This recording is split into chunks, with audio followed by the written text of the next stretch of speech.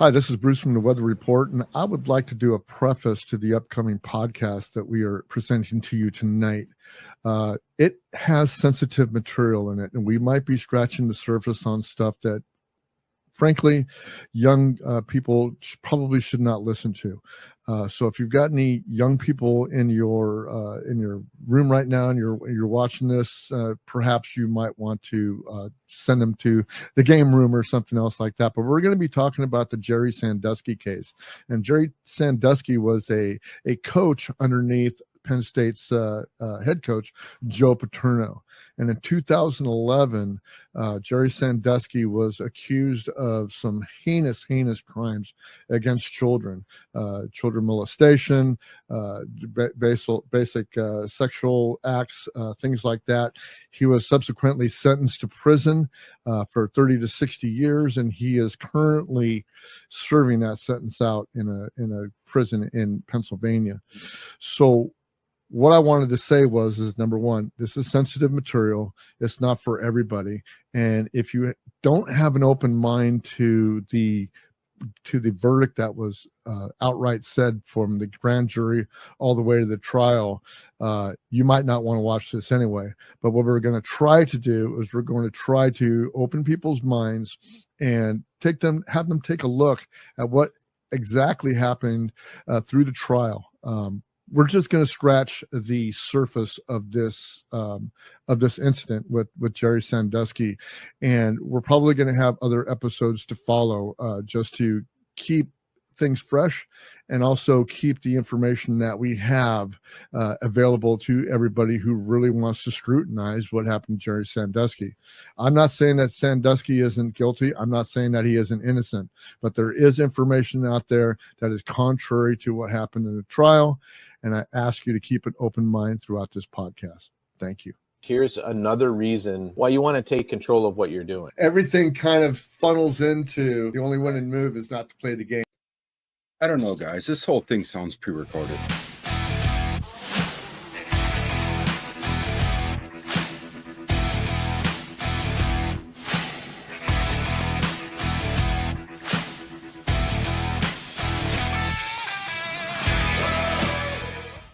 To these live streams, and I just really want to thank everybody for being here.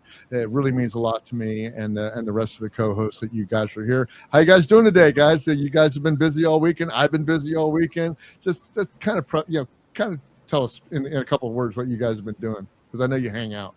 Outside. We have been outside. So this is I'm from Wisconsin white, and he Jason is of course Minnesota white. And we went to we were at a car show today, and it was a beautiful 82 degrees, sunny, very little humidity, just a very slight breeze. The kind of day you don't even notice you're burning to a crisp. And, like me. And that's what we both did too. So it's I was in makeup for 2 hours just to look like this, Well, yeah, and I was getting my hair done for the last 4 hours. I mean, it took forever. But it came out good. I mean, whoever you got doing it, it's working for you, my man. I was blow drying forever, and it just, oh my God, the amount of blow drying and product I have to put in my hair is just insane. But you said you weren't going to get burnt like that again. I know, but so I say I'm not going to get burnt like this, but that means I'm going to. You should be tanning already. Yeah. You have a lack of you have a lack of, what is it called? Melanin? Yeah, melanin. Yeah, melanin. I've got Irish in me, so I just you burn. You don't have any melanin. I have Irish in me, and I have lots of melanin. Well, I've got more Irish. I've got about half of me is Irish and Finnish. I thought you were 100% Russian mob. No, which is also a good burner, Yeah, no. Well, like I said, let's get serious. I've been working in my backyard all weekend. It's been 100 degrees plus outside. So, I mean, I've just been in and out. I'll work for about 20, 30 minutes, come back in, sit in front of the fan and just swallow water all day and stuff like that. But the backyard's coming along. Garden's looking great. I got lots of content to put out there on the Weathered Soul website. So if you guys want to go over there to weatheredsoul.com, you can check out all the new information I got on my garden and how I've been successful and how I've been just banging my head against the wall. Well, but anyway, in our world of just trying to make our own ways in life, And that's a lot what Jason and I were doing today at this car show. I sell art as an artist. So I set up a tent. I got prints and originals there. And Jason brought up a bunch of his swag because he makes all the swag for me too. And it's just a chance to network with people and talk and do that. So if you're looking for art or some cool swag, you can go to madcasestudio.com. Or if you're looking for some politically incorrect things to piss off everybody else in your life, that's on the right, left, or center. Jason will have something for you on that, and that's at horribledesigns.com. So be sure to check that out too. And Bruce, the reason why you're banging your head about your garden is because you're not growing bacon. That's why you need to be growing True. Yeah.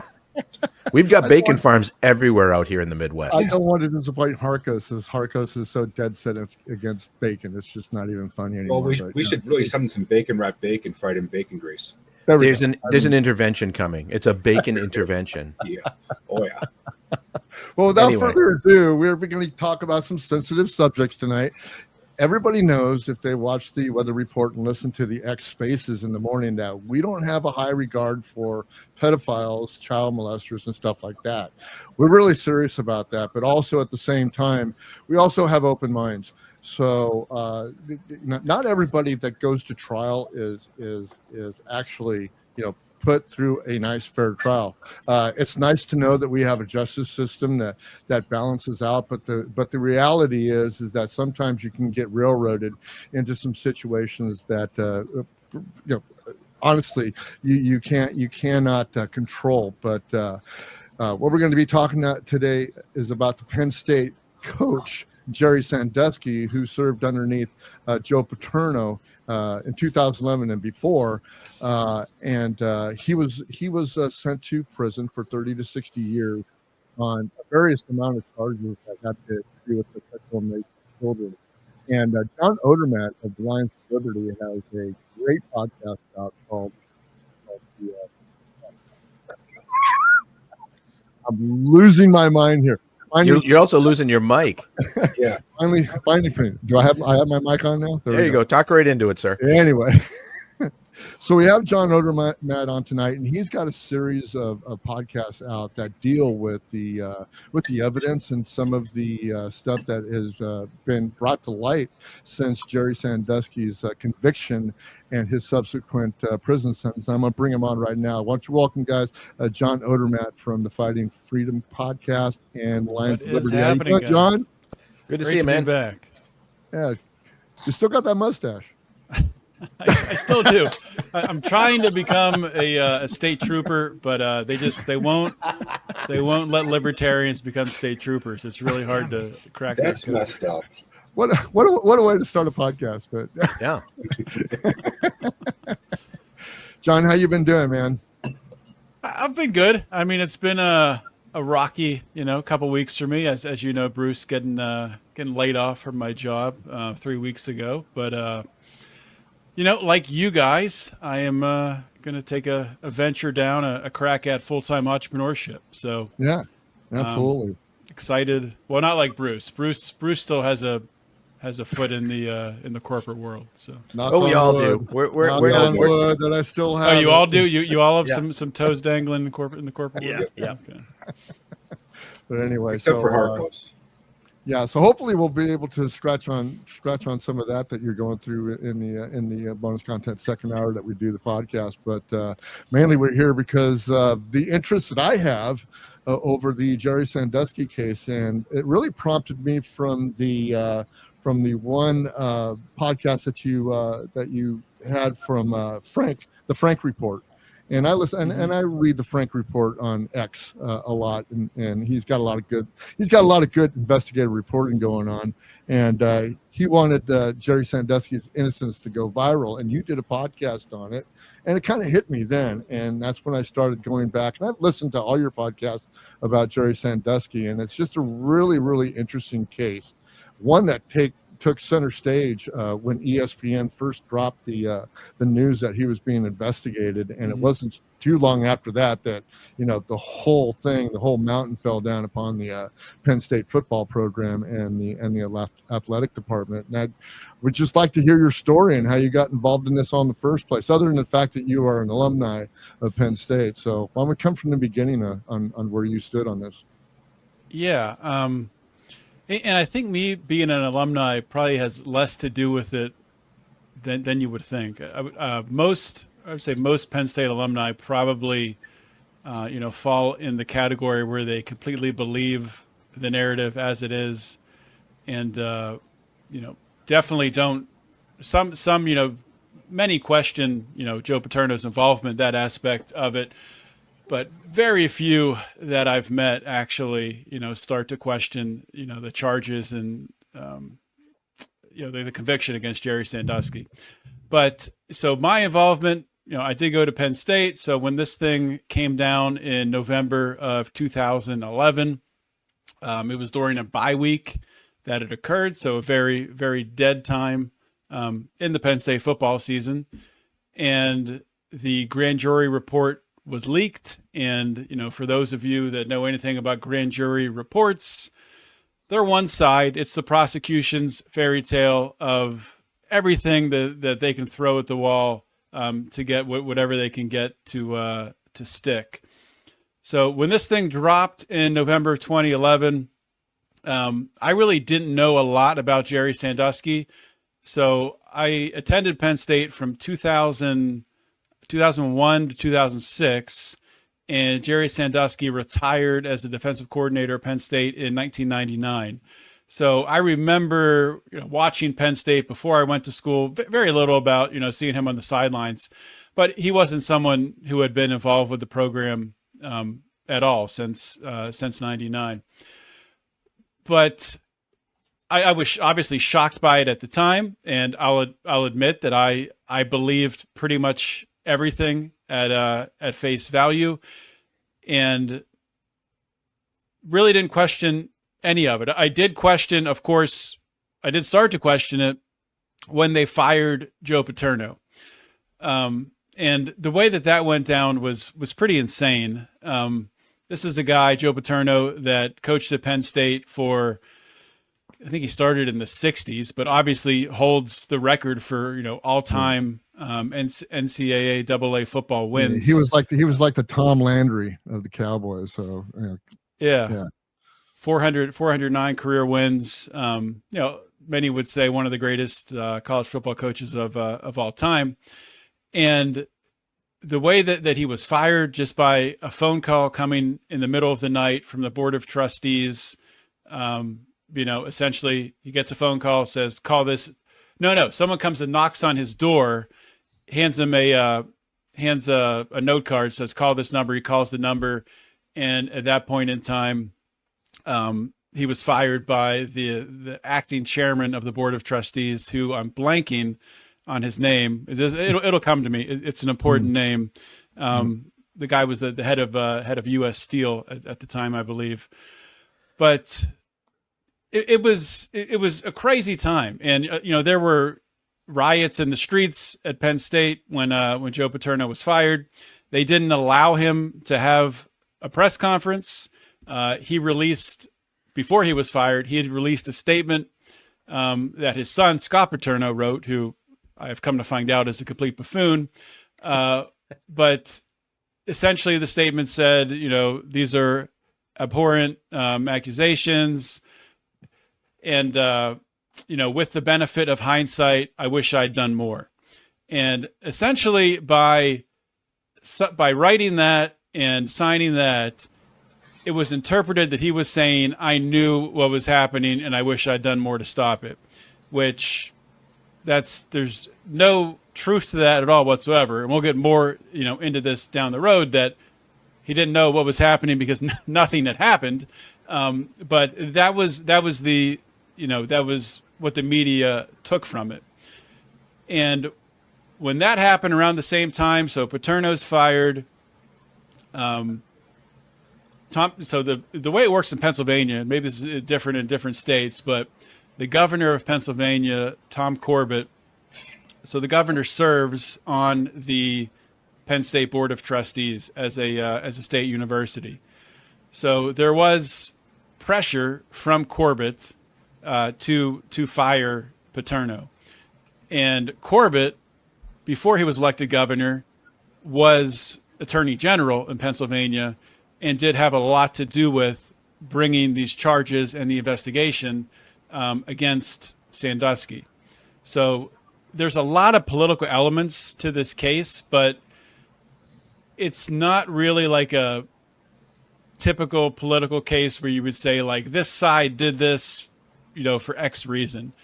It's sort of everyone acting on their own incentives. Even, more recently, in 2016 or 17, even Josh Shapiro, the current governor of Pennsylvania, before he was governor, when he was attorney general, he gets involved in trying to benefit off of looking tough against the Sandusky case. So it's not Republican or Democrat. It's kind of all sides. But so what poured gasoline on this case was the Joe Paterno element. If there was not a Joe Paterno connection, I don't think this even would have been a headline in a newspaper. I don't think anybody would have cared about it. But when Joe Paterno was fired, like you said, Bruce, ESPN descended on State College, Pennsylvania. They were camped out in front of Paterno's house and all over campus. And it became, before there was ever a trial, before there was ever any testimony, the assumption was he's 100% guilty. And I'll admit, I bought into it at the time, thinking that Sandusky was 100% guilty of everything. And I can keep going, but I'm honestly curious to get some feedback from you guys, because it can kind of help me to get your experience from it. Yeah, I remember when it dropped, and I wasn't really heavy I guess I was heavy into sports, but I wasn't really heavy into college football at that time. Since then, I'm an LSU fan, stuff like that. So, but I remember when that dropped, and I'm in the same boat with you. I mean, when it really comes down to it, and there's all these accusations flying around, and the media at that time in 2011, I was kind of hooked into the media. I was a big Fox guy at that time. I was in the middle of whether I was going to be a libertarian, whether I was going to be a conservative, what I was going to do, whatever it was, what place I was in. I also had a podcast at the time, and I really didn't do any podcasts on Jerry Sandusky, because at that time I wasn't involved with my cohorts that we have right now, that we all have our views on what's going on in this world and what's happening in today's world. So I was brought back by it. I thought, like the media is telling the truth and all this other stuff. And the grand jury came up to its indictment, and the trial went on, and I never thought two shakes of it. And when he got, convicted and sentenced to his prison sentence, I thought it was said and done. And it was sad that Joe Paterno, I was really surprised about the Joe Paterno incident, and subsequently he died not too much longer after he got fired. So I mean, it was just really this happened in November. He died in January. Yeah, it was really a snowball after that. So that's how it affected me. So I'll let Ken and Jason kind of chime in on how they felt about it. I remember watching about it and things like that. And just like you guys, I bought into it. And in fact, all the way up to last Thursday night, talking to Bruce, saying, I don't know if I want to even talk about this subject. I don't think that there's any, this is open and shut, my brother. And Bruce says, you need to listen to this episode that John did with AJ Dillon. And I did, because, I try to have an open mind, not about child molestation or any of that, or abuse of power or any of that kind of stuff. I don't deal with that at all. I have zero tolerance for that. But I have been sued in the past on a completely, basically frivolous suit that I can't even talk about. But I know that everything isn't the way it seems. And so listening to that and that interview you did with him, John, was absolutely fantastic. It really opened my eyes to, okay, here's a guy that went in there and said, he went in as a fake accuser. As a fake accuser. Yeah. And so if you haven't listened to the episode, we'll put a link into it in the show. Oh yeah, absolutely. It was eye-opening, and I'm trying to get some work done, and I figured I'd listen to it while I'm working. I kept stopping and just staring. I mean, I got it on my little Bluetooth speaker. I'm just staring at the speaker, just hanging on every word. It was it changed my mind of what could be. I still have the questions of the why. Why did they want to railroad this guy so bad? So yeah, we can get to that. But let's hear from everybody, and then absolutely go, Jason. Of course, now I have something that you guys give me something time to say something. I really have nothing to say finally. Of course. Well, after hearing about the whole thing, I wanted to throw the guy into the wood chipper, just like every other pedophile and whatnot. Damn, I said it again. But I need to listen to that episode that Bruce sent. I haven't got a chance to, just because my day job has been so overwhelming lately that I haven't had a chance to listen to it. But I'm going to, and if Ken was moved by it, knowing information about Ken that I do, if Ken was moved by it, then I think that it's possible that what has been said could be true, that maybe he is. But I'm kind of going the long line of Ken of why do they want to? I mean, was he the scapegoat for everything, or what? Why did they want to railroad him? Yeah, and I mean, I don't want to jump too far ahead, but I guess to answer the question, and then we'll get more into it. But it's not that they wanted to railroad Jerry Sandusky. I will say I think there was an element of railroading Joe Paterno from the media, because the media hated Joe Paterno. Joe Paterno was a conservative, dealing with a very liberal media, and they always hated him. And he ran a program, Success with Honor. We're going to graduate our students, but yet we're also going to win. And it was a squeaky clean program. And when the media had a chance to pounce on him, they went with it with all the fury that they could muster.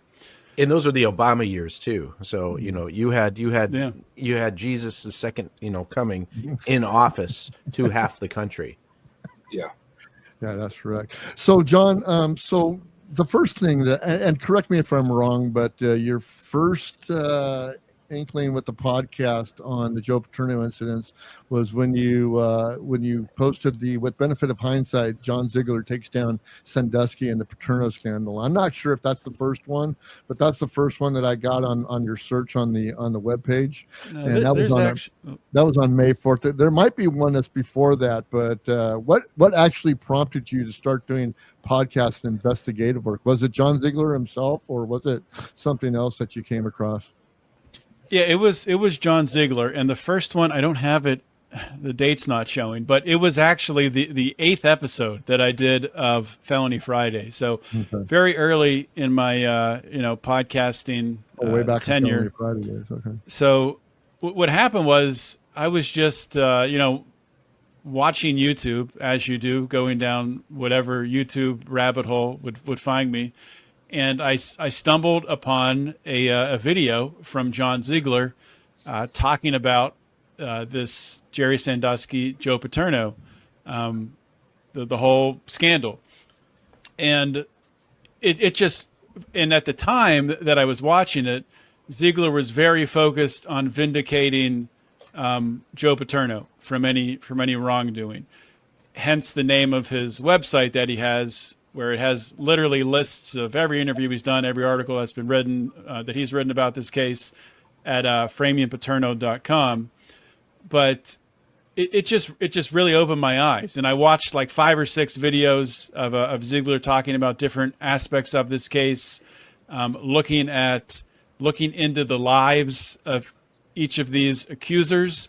Particularly what really piqued my interest was, victim number 2, which everyone knows who knows anything about this case as the shower incident. That's the one, that really went viral. That's the one that the prosecution cited in the grand jury report as being anal rape in a shower with an eyewitness. And when you hear that, you're like, oh my God, it had to have happened. Right. There was an eyewitness who witnessed anal rape of a child. I mean, that's open and shut case, right? But when you start to look into all these different pieces, and just background on the players here. So Mike McQuarrie at the time was a graduate assistant at Penn State. Well, actually, it's even confusing when you start listing the date of the shower incident. That's one of the parts that gets crazy. I'll get to that in a minute. We'll say at the time of the shower incident, he was a graduate assistant. In 2011, he was assistant offensive coordinator for Penn State when this happened, or when the prosecution dropped the grand jury report. But when you start looking into this shower incident, there's a lot of pieces that don't fit together. For one, this incident was investigated by a federal agent who was reanalyzing or looking at again a security clearance for the former president of Penn State at the time, Graham Spanier. So this incident was investigated by the federal government with a security lens on it, and was found that no crime occurred, that there was no incident that occurred. That was the findings of the federal report, which I can send you a link to if you want that. Can we stop right there for a second? Because that's something I never heard.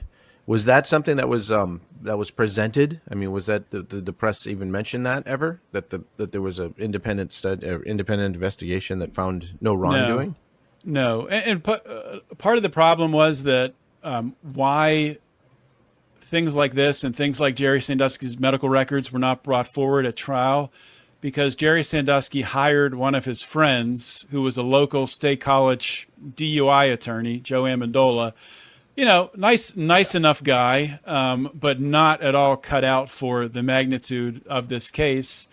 And honestly, got very caught up in, this is my moment to become a celebrity lawyer. Mm-hmm. And if you remember when he brought, it was supposed to be Joe Amendola talking to Bob Costas. People probably remember this interview. Yeah. And right before they went live, Joe says, "Oh, do you want me to see if we can get Jerry to call in?" And of course, Bob Costas is like, "Yes." Like, why would I turn that down?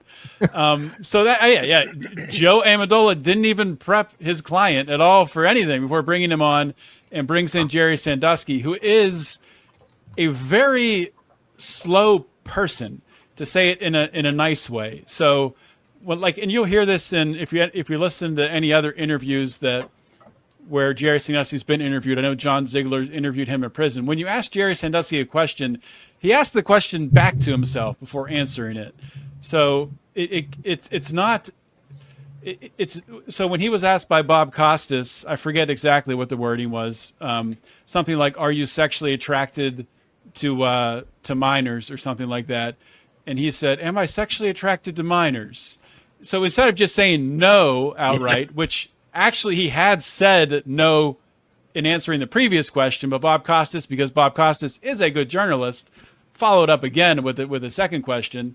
But it just, between Joe Paterno getting fired and that interview, everyone had seen all that they needed to see to convict Jerry Sandusky, throw him in a wood chipper. Me at the time too. That was my thinking. But when you look at this case, you look at the lawyer Joe Amendola, who's a local DUI lawyer, overmatched, only having 7 months to prepare for this case. Any postponement or anything that was requested was shut down by the judge. And I think really the reason for that was they needed to get through this case before the next football season, because it's crazy, like all the different incentives with this, because they needed to be able to bring some sort of sanctions against Penn State, and Penn State had these upside down incentives that they needed to prove that these accusations were true, and they also needed to prove that they were going to be, really, really hard on them.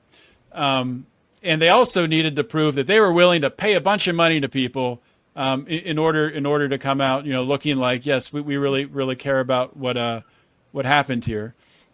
But to come back to the shower incident, because this piece of evidence is just crucial.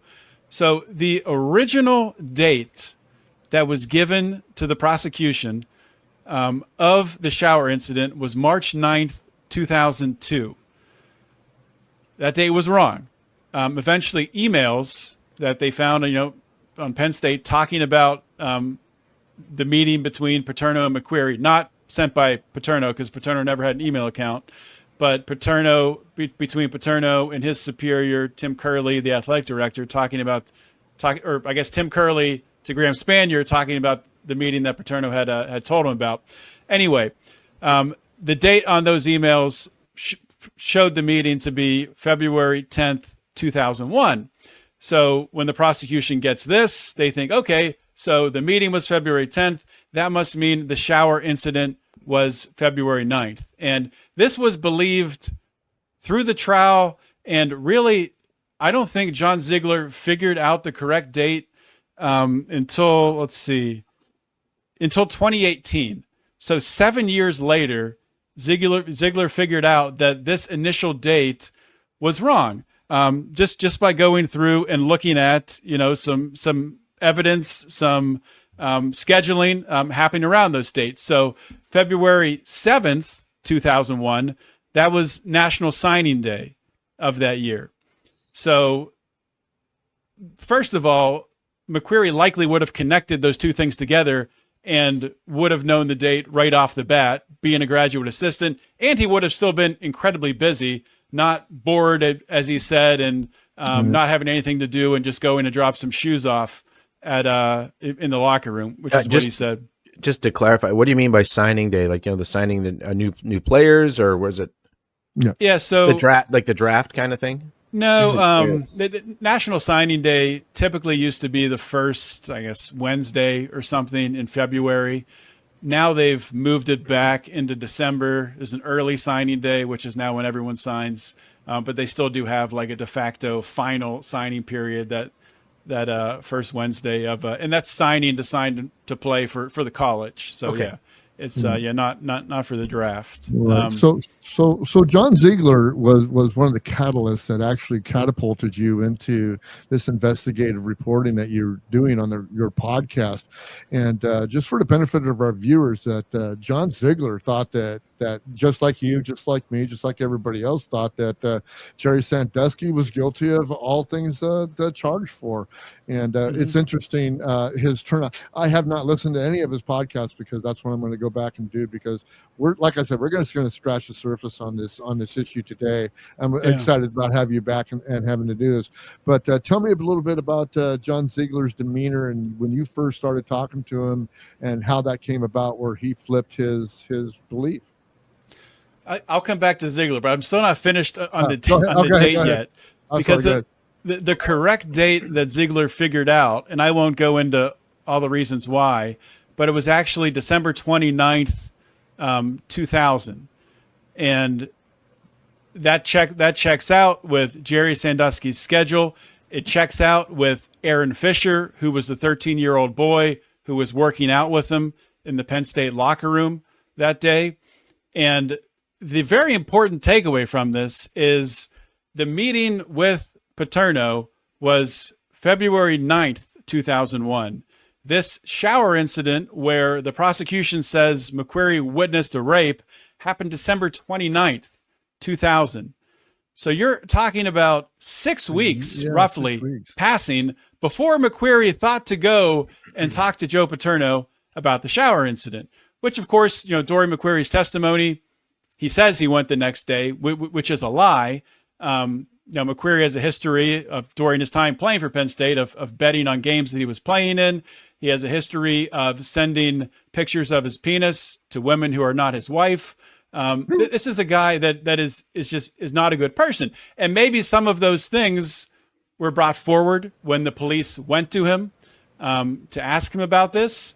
But the crazy thing about this, so McQuarrie waits until he waits 6 weeks to go talk to Paterno. Conveniently, that week prior to that, the wide receiver job had just come open at Penn State. Mike McQuarrie is a graduate assistant, former quarterback at Penn State. He thinks he's really, obviously deserves to get this wide receiver job. Kenny Jackson had just left and gone to the Pittsburgh Steelers. So McQuarrie goes to talk to Paterno. Sue Paterno has told John Ziegler that McQuarrie wasn't there for more than 5 minutes. It was a very, very quick conversation. And McQuarrie likely was going there primarily just to get some FaceTime with Joe to ask about getting this wide receiver job, and also saying, hey, Joe, I saw Jerry in the locker room. I don't like him bringing, these boys in the locker room. It makes me uncomfortable, which then Paterno took to superiors, and they did get Sandusky barred from the locker room. But I think the key takeaway is McQuarrie didn't get that wide receiver job then. And for this to be like a massive cover-up, you would think that people who were part of the cover-up would get something in return. But it's just crazy that the prosecution's key witness got the month, day, and year wrong of the main eyewitness account in the grand jury testimony. And on top of that, this was the only charge brought against Jerry Sandusky where there was not a conviction at trial either. And I said earlier, there was a federal investigation that showed that nothing happened here with this incident. Yeah. Just interesting on that timeline, and that's kind of what, when you first started talking about this after you got together with John Ziegler, that's what struck me the most, because timelines are important, evidence is important, and intent is important, and I just think that a lot of things just got not missed, but I think, like you said, Jerry Sandusky's lawyer, who wasn't prepared for any type of trial like this, probably just didn't know. It was kind of like what's that one Joe Pesci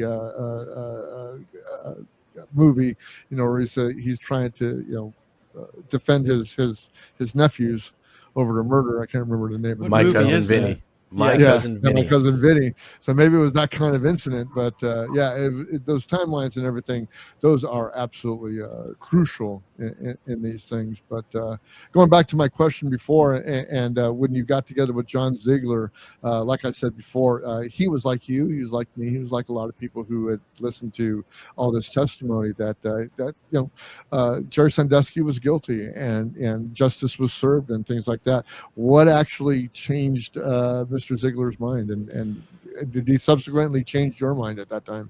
Yeah, well, I think Ziegler, Ziegler's a guy who graduated from Georgetown, doesn't have a connection to Penn State, although he did work in some of the local media markets in Ohio and West Virginia when he was a young sports reporter.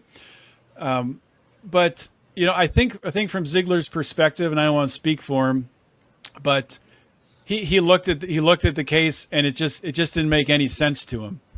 Why would a legendary coach cover up for the crimes of an assistant coach? It just didn't check out. And when you start to look more into the accusers here, and you look at there were 7 accusers. No, maybe it was 6 accusers that testified at trial, because victim number 2 of the shower incident, at the trial, they said he's only known to God who he is, which was not true. They were hiding him because they didn't want him to testify, because they didn't know what he was going to say. And then there was another victim who was just a ghost victim, that a janitor allegedly had said something about seeing something, but that janitor since had dementia. So secondhand, there was another janitor giving the testimony of this janitor that had dementia. Just a ridiculous farce there. But Ziegler has and I still listen to John Ziegler's podcast regularly. He's very, he's not necessarily aligned 100% with the way that, we would think maybe from a libertarian freedom perspective. He does call himself a libertarian conservative, but he has a very good pulse for the media, and when the media is committing malpractice. And I think he sensed that immediately. He sensed that something was off here, and his angle at the beginning was, this doesn't make any sense that Joe Paterno would have any involvement in covering anything up here. And the thing about Ziegler, you asked about his demeanor, he can get extremely aggressive, and he can get very angry with you. But especially with regards to this case, I understand it, because he's been, lied to and had people disappoint him in many different ways with regards to this case. People say, people very close to some of these accusers who say that they're going to come forward and do an interview with him. Then at the last minute, they drop off the face of the earth. So he's dealt with a lot. And I think at this point in time, he will still provide some updates to the case here and there. But I think I do agree with him on this. I don't think Jerry Sandusky is ever going to be vindicated. The only chance that Sandusky has to be vindicated would be if this went to the federal level. There's no way a Pennsylvania judge is ever going to admit that Pennsylvania got this case this wrong. There's just too much invested in it. There's too much invested in it from the judicial system in Pennsylvania. There's too much invested in it from Penn State University, where they've paid hundreds of millions of dollars out to different accusers. So. What do you think? In your opinion, do you think this was it? Because it's almost getting to sound like it was a Salem witch trial moment. Yeah. Where there was a spark that set something off, and with no real nothing to really back it up. And this is my question again. This is always the why and how did it all get started? So, if it was, if this is all true, this is one of the biggest injustices we've seen on a national scale in a long time. So I'm with you. I mean, this is one of those ones that it's going to be hard to overturn because it seems like once you're tainted with this allegation, whether you were completely innocent or not of it, you're always tainted with it. So, what are the next steps? Yeah, I don't know what the next steps are. Frank Parlato, as Bruce mentioned at the beginning, he's trying to make Jerry Sandusky's innocence go viral. And I mean, there's some things I agree with what he's doing. There's some things that I disagree with. One thing that I did like to a degree. So years ago, there was supposed to be a story that was going to be published in Newsweek by John Ziegler and Ralph Cipriano that really broke this case wide open. And a part of that Newsweek article was going to be a release of Jerry Sandusky's medical records. And within Jerry Sandusky's medical records, it reveals that he suffers from hypogonadism, which is a condition in which the body does not produce enough testosterone. And he has another condition of atrophied testicles, which essentially means he really doesn't have testicles. Right. So from a medical standpoint, you could bring doctors in to testify if you had time and you weren't pressured in 7 months to say that these crimes aren't even possible. This man couldn't even get an erection, and you're bringing these accusers forward saying that he was making them give him oral sex many multiple times. Some of these testimonies are just crazy with that. But I think the crazy part about this is if somehow he still was able to sexually abuse these and they weren't kids. All these abusers, the ages at the time the abuse would have occurred would have been in the teenage years. So I think the media paints it as like, not that it's like any better, but I think it is important just to understand it from this perspective.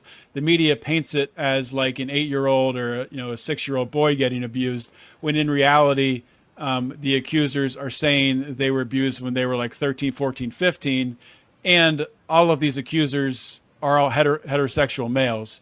So it really doesn't quite add up how an elderly man would have been abusing them with no testosterone. And if he somehow had abused them, you'll think they would have pointed out in their testimony, well, we can prove that it was Jerry Sandusky because I know that he has no testicles.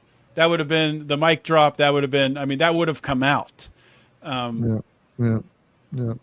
What was the former president of Penn State, Graham Spanier's attitude during this and before he came out with his book, The Lion's Den? I don't know how much you know about it. I just came across it in a couple of actual searches that I got into. But how much do you know about Graham Spanier and his involvement in all of this?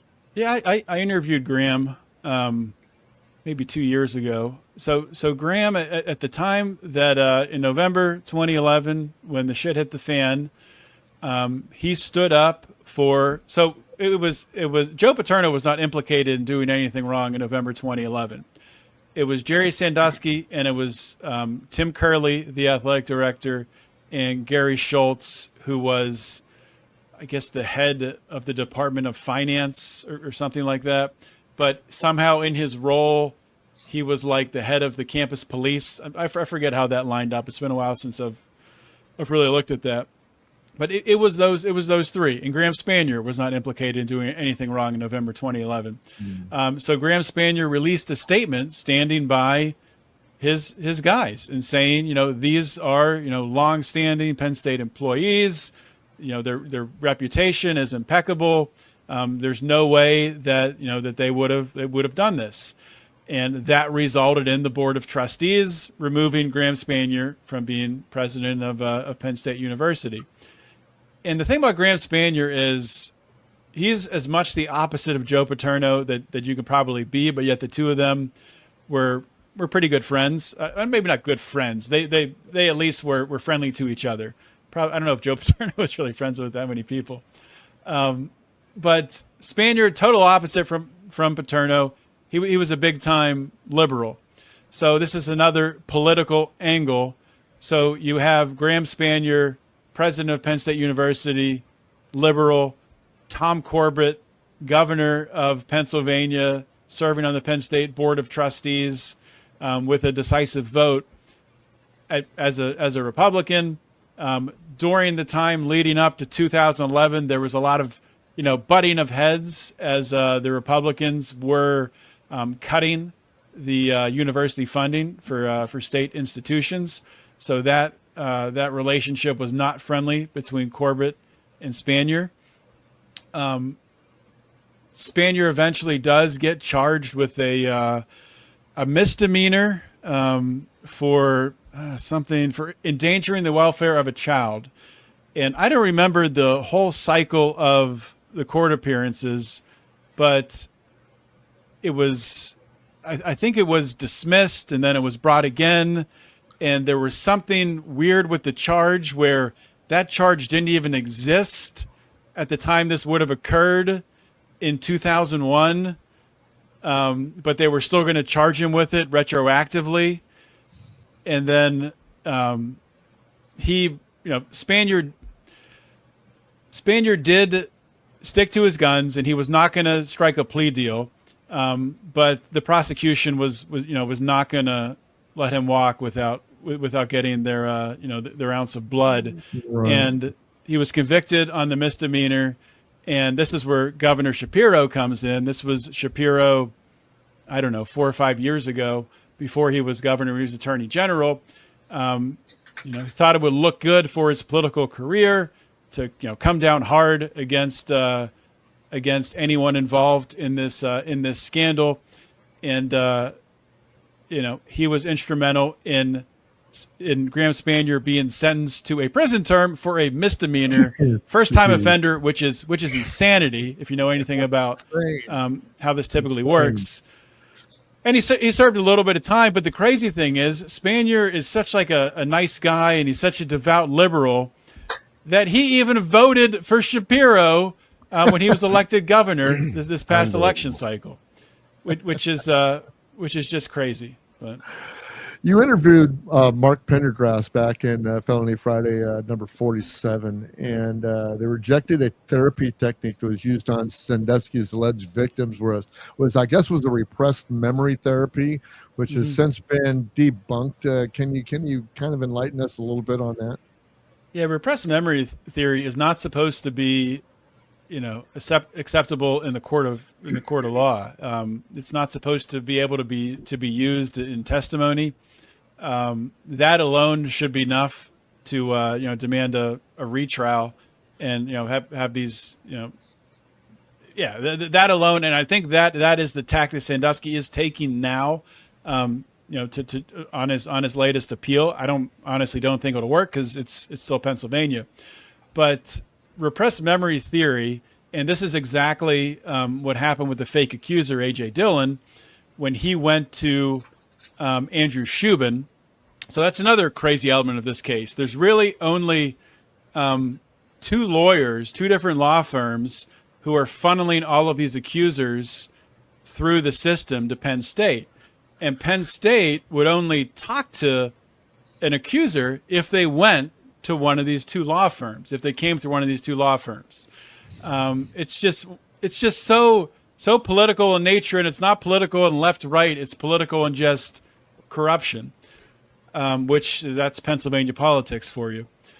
But essentially what would happen is, and this is after the trial. So this is when the money bags are open. Penn State, the New York Times wrote an article even before the trial saying that Penn State will easily, have to give accusers $100 million from this case. So that opened up the floodgates. You have people coming from, everywhere. And the only thing they really had to do was either have a connection to Joe Paterno somehow.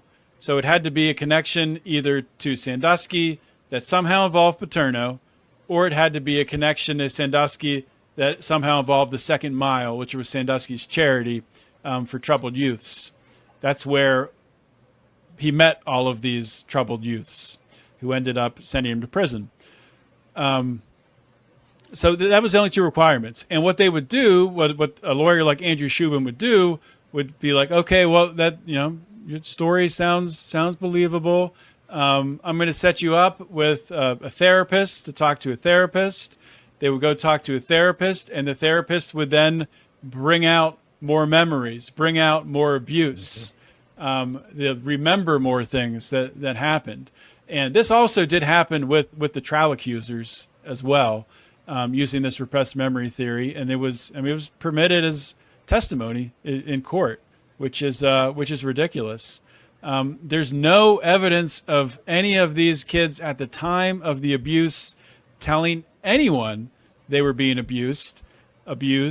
And there's no evidence even during the trial that they were telling anyone that they were one of the Sandusky accusers. These guys all had it was all completely anonymous, because if people had realized who the individuals were who were bringing these accusations against Jerry Sandusky, people in that local Central PA community would have realized these guys are all liars. These guys are all people who have, who've stolen before, who have, broken the law, who've done different things. And the crazy thing is, so when the grand jury report was initially not the initial leak, so the leak of the report, but when it was leaked out that Jerry Sandusky was being investigated by a grand jury, there were actually 3 grand juries. It wasn't until the third one that they were actually able to produce a report and charge him. After the first one, they only had one accuser, Aaron Fisher, who is victim 1. And they enlisted the help of a local recent graduate from Penn State University, Sarah Ganem, to help to drum up some other accusers. They figured there has to be more out there if this is true. So Sarah Ganem, I guess, looked at Jerry Sandusky's book that he wrote, which had a picture with 4 kids on it. And it just so happened that the 4 kids he's pictured with on his book in a picture end up being 4 of the people who are the ones who bring charges forward. And she essentially went to their door and said, do you know that this is happening? Did Jerry Sandusky abuse you? You should reach out to the police. Went to the police. The police went back to them. And every single one of those accusers, the first time the police went to them and said, did Jerry Sandusky abuse you? Every single one of them said no. It was through coaching. There was one call, I forget which accuser, where there was a interview happening, 2 police officers and one of the accusers, and the accuser's like, I gotta take a break, I gotta smoke a cigarette or something. He gets up and leaves, And there's a recorded conversation of the two police officers saying, how can we get this guy to say that Jerry Sandusky abused him? We should tell him that there were other kids abused. We should tell him that other kids he knows were abused. Like literally figuring out how to, it's just crazy. Like all the different angles to this. Rolling this into the present, your last podcast about the Sandusky debacle that we have here was on April 28th on your Finding Freedom podcast. And you interviewed A.J. Dillon, who was actually a fake accuser, went in as a fake accuser, kind of like a Project Veritas thing to see what he can do and get into the actual reason of why everybody was kind of a cash grabbing this whole thing on the backside. So can we just scratch on the surface before we end the show, and you can tell us a little bit about that, because like I said, we just scratched the surface of this whole thing tonight. And I want to bring you back and discuss more about this case as it goes forward, because it's all over. But I mean, still, the interesting fact is that it still goes on, and we're still doing podcasts and interviews about it. And it's interesting what A.J. Dillon did. Yeah, A.J. Dillon is an interesting character. He's just a guy that, saw what he thinks is an injustice, and I agree with him. It is, that Jerry Sandusky being in prison. And he wanted to expose what was happening and how easy it was to become an accuser. And he essentially went through the steps that I just explained. He went and he talked to Andrew Shubin. He had this different scenario. And I don't remember exactly. It's been a little while since that interview, but he had this, the scenario of how Sandusky abused him that he told Shubin. Shubin paid him to go to therapy. It was some crazy amount of time. 3 years. He said 3 years. Yeah, yeah 3 years going to therapy. And I think they would also have like group sessions too with the other accusers there. And when this was happening, I remember Ziegler talking about it, talking about their potentially being a fake accuser, and A.J. Dillon and Ziegler, They did not get along, because Ziegler would, try to talk to, A.J. Dillon and, have him, maybe be a little more tactful in the way that he's doing things. And A.J. Dillon just kind of did whatever he wanted to. He's kind of a wild card. But I mean, I think at the end of the day, I think he definitely did a service. I think that probably if he would have taken some of Ziegler's advice, maybe this court could have blown up and been used, more of a way to get more sunlight on this case. But it's just wild. I mean, A.J. Dillon's from Central PA. I don't remember if he knows any of these accusers personally, but he knows enough about the area. He knows enough about, and if you know anything about Pennsylvania, you have Pittsburgh, Western Pennsylvania, Philadelphia, Eastern Pennsylvania. In the middle of it is Kentucky. So I don't think I'm going to offend anyone by saying there's a lot of white trash in Central PA. Yeah. There's a lot of poor white people in Central PA. It's just the way it is. Yeah. And I mean, that's why Jerry Sandusky founded the Second Mount, was to help, these poor white kids, a lot of them who didn't have a father figure. Yeah. And, that's what ended up putting him in prison. Hmm. Well, I'm going to leave it up to panel to ask their final questions before we wrap this episode up and schedule you for another one to go ahead and do that. But I'll leave it up to Ken and Jason if they want to chime in. Harkos is in the background. He's in the green room. If he wants to come in and ask a question, he can do the same thing. But go ahead, Ken.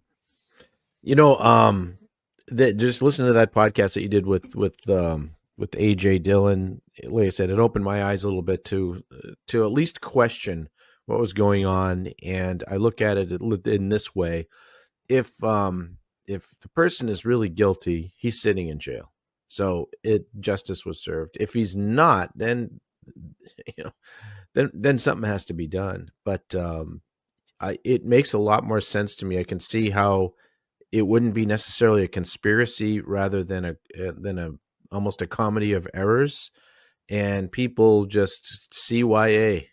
They're just covering their ass and they don't want to get in trouble, and we'll just let it go, and it'll go. The guy's in jail. Okay, this is solved. And I think that sounds like maybe that's what's happening here.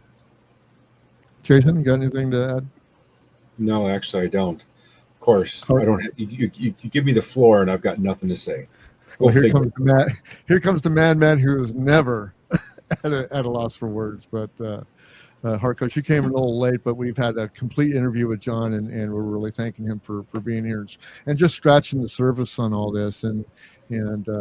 But we're welcome for your comments or your question right now. Yeah, absolutely. I've been sitting here for a few, listening and stuff while I was eating and stuff. I just got home late. Jason, you sure there's nothing that you want to say? You don't want to ask anything? Because, you cry yourself to sleep every night that we don't give you an opportunity to talk. Now you got an opportunity to talk. You're passing up. Nothing to say about this topic right now.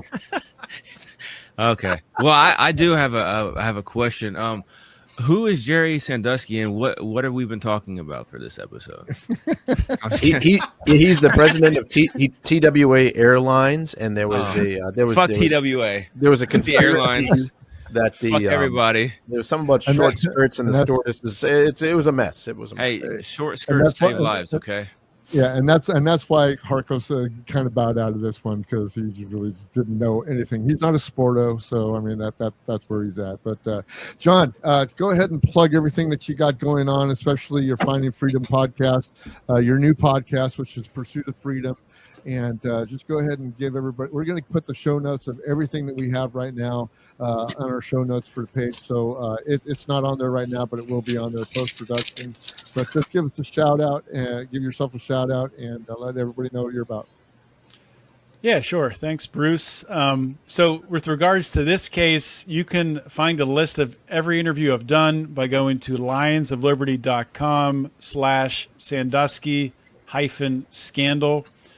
And you can go through, like I talked about at the beginning of this show, you can go through and see, where I was, that first interview I did with John Ziegler, what my mindset was and how that kind of evolved over time, the more I learned about this case. As Bruce said, I did start a new, podcast series is what the kids would call it, called Pursuit of Freedom. That's on my Finding Freedom feed, where I am documenting my move from, my move out of corporate America. I'm officially out. I'm out now, so it's not the move out. It's the move from being out of corporate America to becoming a full-time entrepreneur.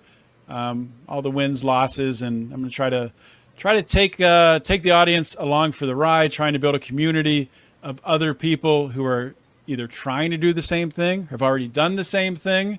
Maybe we can learn from each other. Maybe we can collaborate on different things. So you can listen to that on my Finding Freedom with John Odermatt podcast feed.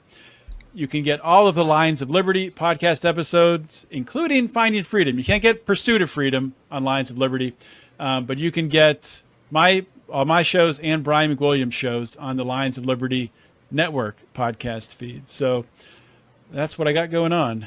I'm going to have to fucking join that network thing, though, man, because technically, I am entrepreneur, unemployed, I'm unemployed because I'm self-employed type of thing. So I want to definitely hop into that. Yeah. Well, John's going to stick around for another hour or so to do another episode so we can post one next week. And thank you, John, for being here. Thank for the panel for all their interest and understanding under this. They were pretty surprised when I wanted to do this subject, but I think everybody has calmed down now, and we were able to get this interview through. And I really appreciate everybody being here out there on the live stream right now. You can grab us on your favorite podcatcher tomorrow morning to listen to this podcast. Also, we have an X Spaces podcast that we do 6 a.m. to 7 a.m. called The Weathered View. And we will see you next time that we come together here on. And we're doing bonus content right after this, but it's going to be released next Sunday. So make sure you subscribe and all that shit. There we go. Okay. I'm actually going to find out what the hell we've been talking about. So there we go. Have a great day, guys, man, and be good to yourselves. We'll see you later.